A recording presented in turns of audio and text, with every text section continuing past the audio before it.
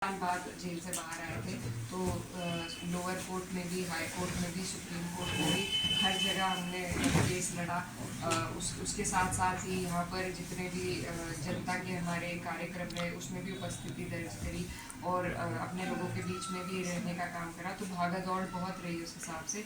पिछले 1 साल से आप कह लीजिए थोड़ी यहाँ पर फुर्सत थी, मेरे भाई वापस आ गए तो हम 2 हो गए और तब से हम लोकसभा में आना जाना हमारा सक्रिय रूप से जारी है। मैम, आप हमेशा किसानों के मुद्दे पे सक्रिय भी रही हैं और अब तक जब भी जयंत जी यहाँ पे आते थे तो आप उनके साथ भी भागीदारी में किसानों के इवेंट में आप मौजूद रही हैं।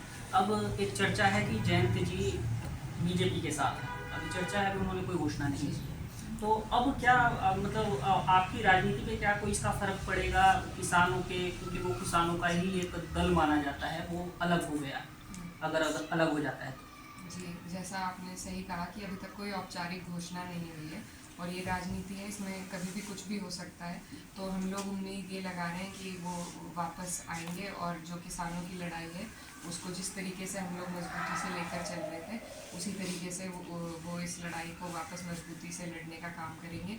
और वो हमारे आदर्श हैं, पश्चिम के बड़े नेता हैं, उनके साथ हमने बहुत करीबी तौर पर काम किया है और मेरी उन्होंने हमेशा प्रोत्साहन किया, हमेशा सराहना की है और यहाँ तक कि लोकसभा के लिए भी मेरा नाम उन्होंने ही सबसे पहले दिया था।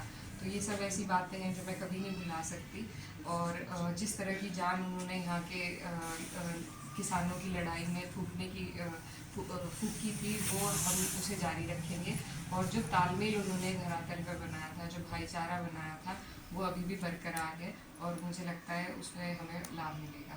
Thank you.